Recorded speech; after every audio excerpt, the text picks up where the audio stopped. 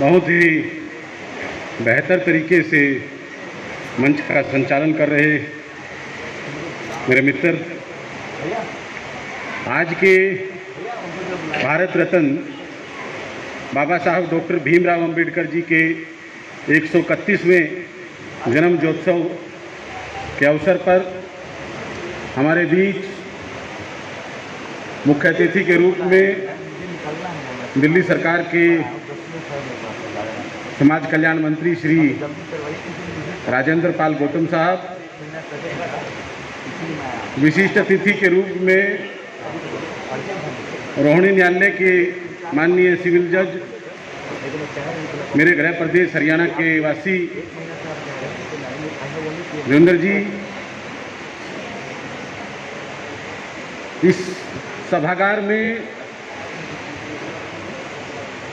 जो आयोजक मंडल हैं, इंडियन एजुकेशन वेलफेयर सोसाइटी, इसके सम्मानित प्रधान करतार सिंह जी और इसके मुख्य महामंत्री जो कि पिछले लंबे समय से मेरे साथ ही सामाजिक योजनाओं में कार्य कर रहे हैं, मेरे मित्र बलवान सिंह दिव्यांग जी, उनकी समस्त टीम और इस सभागार में उपस्थित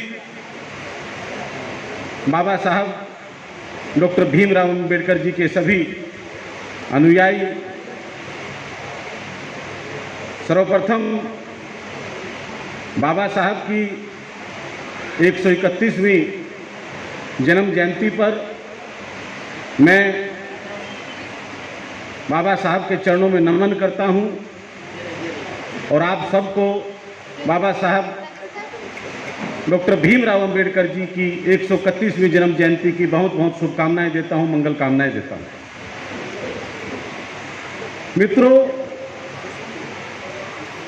राजनीतिक रूप से हम लोग किसी भी दल में रहें, किसी राजनीतिक दल में रहें, किसी सामाजिक योजना में रहें, और हम सबके महापुरुष जिन्होंने हमें पशु के जीवन से मनुष्य के जीवन का आधार दिया, बाबा साहब की जन्म जयंती पर हम सभी राजनीति से ऊपर उठकर उनको उनकी जन्म जयंती पर नमन करें, यह हम सब के लिए गौरव की बात है। सम्मानित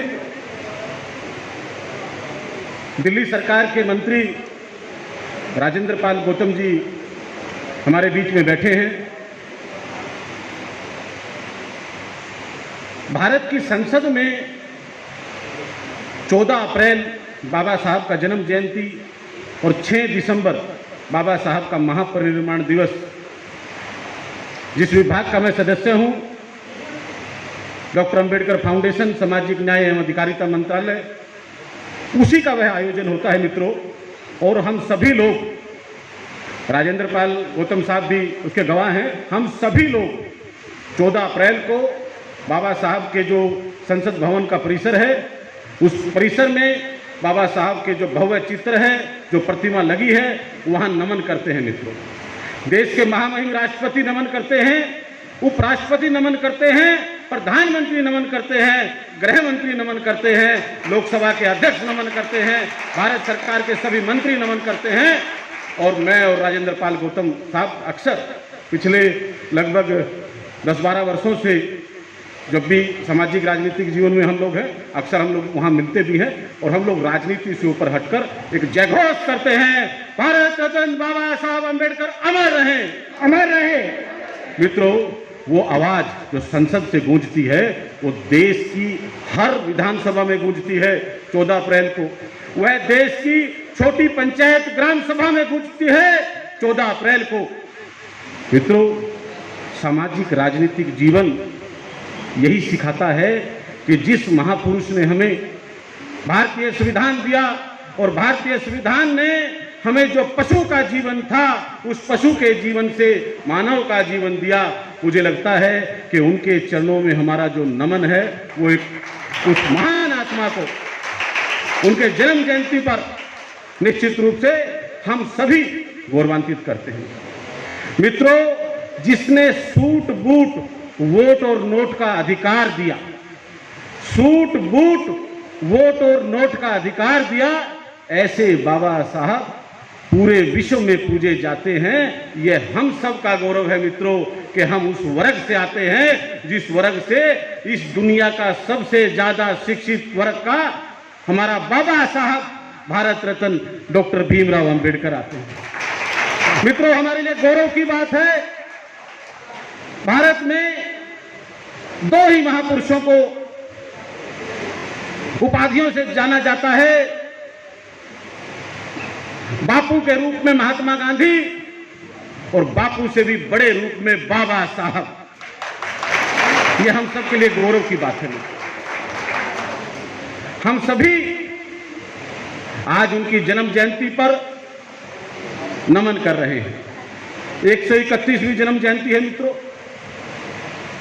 और बाबा साहब एक ऐसी शख्सियत रहे हैं, जो भी मनुष्य, जो भी इस संसार में आया है मित्रों, वह 2 दिन जाना जाता है।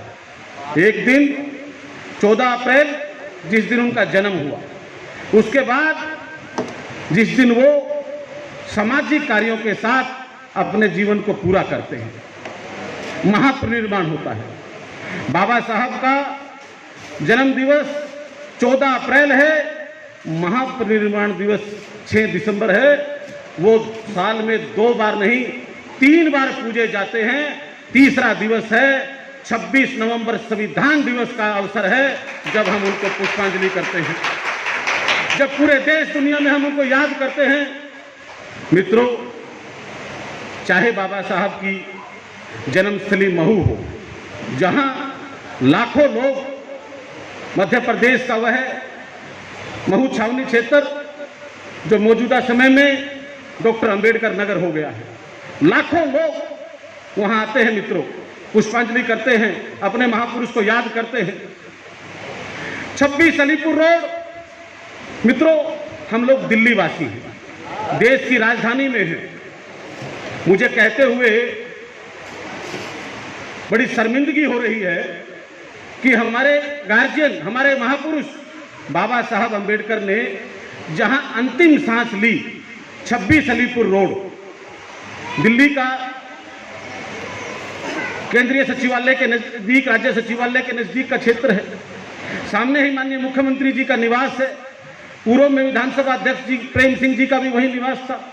मित्रों, देश की राजधानी में जहां बाबा साहब डॉक्टर भीमराव अंबेडकर जी ने अपनी अंतिम सांस ली, उस स्थान को भी लंबे समय तक हमसे छिपाया गया, लंबे समय तक। अभी पिछले 10 साल, 15 साल, 20 सालों में हम लोगों को पता चला है कि हमारे महापुरुष ने जो अंतिम सांस ली थी वो 26 अलीपुर रोड था। और आज वहां जाकर देखिए, भव्य रूप से 6 तारीख को, 6 दिसंबर को जब बाबा साहब की श्रद्धांजलि होती है, लाखों लोग आते हैं और हमने महापरिनिर्वाण भूमि बनाकर आज सबको वहां नमन करने का अवसर दिया। मित्रों, हम सबके लिए गौरव की बात। मित्रों, जब इस देश के सम्मानित मंत्री, जिस विभाग में राजेंद्र पाल गौतम साहब हैं, वह जब जाते हैं देश दुनिया में, तो सैर सपाटों के लिए नहीं जाते हैं, जाते हैं सामाजिक चिंतन के लिए।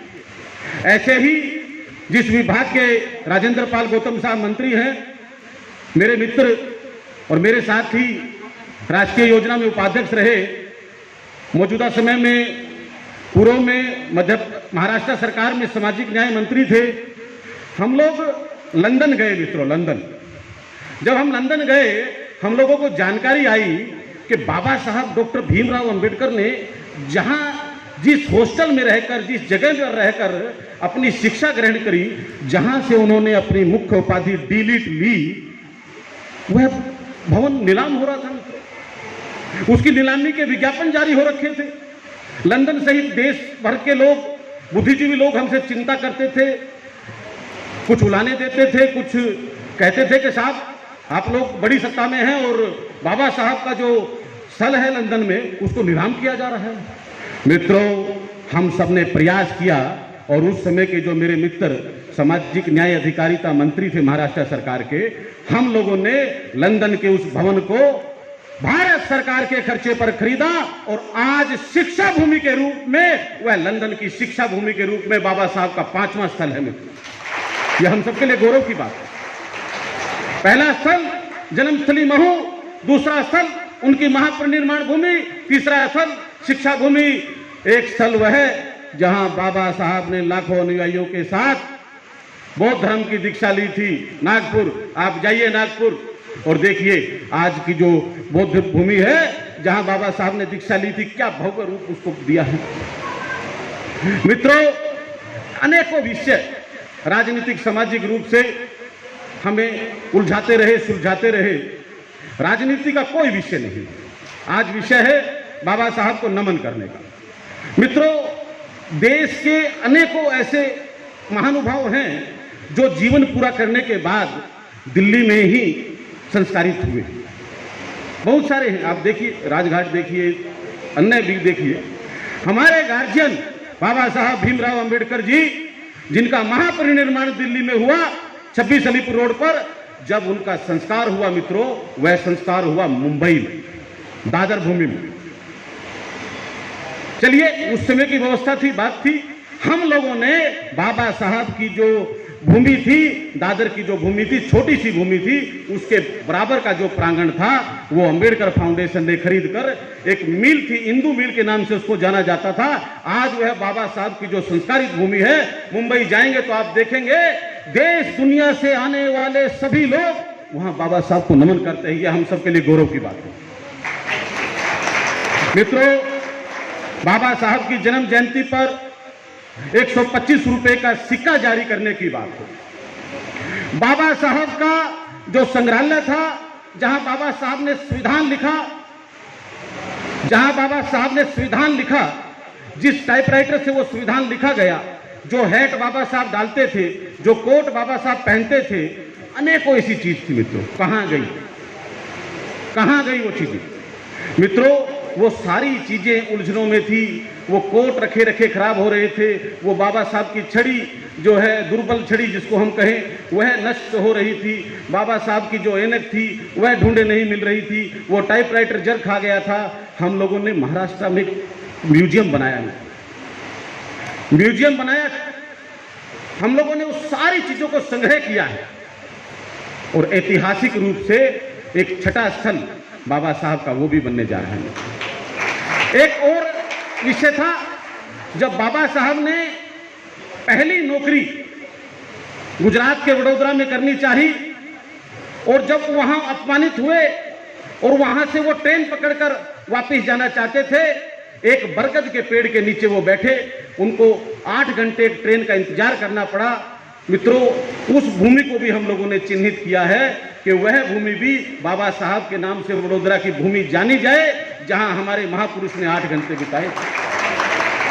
मित्रों, अनेक विषय हैं। हम लोग बाबा साहब की 131वीं जयंती पर उन्हें नमन करते हैं, पुष्पांजलि देते हैं। हम लोग बाबा साहब की जन्म जयंती को पूरे देश में धूमधाम से मनाएं। हम लोग उनकी शिक्षाओं से प्रेरणा लें। बाबा साहब का जो मूल मंत्र है, शिक्षित बनो, संगठित बनो और संघर्ष करो। अगर मित्रों यह हमने अपने जीवन में अपना लिया तो मुझे लगता है बाबा साहब अंबेडकर जी को सच्ची श्रद्धांजलि होगी, उनके जन्म जयंती पर सच्ची पुष्पांजलि होगी। यही कहता हुआ अपनी वाणी को विराम देता हूं। जय भीम।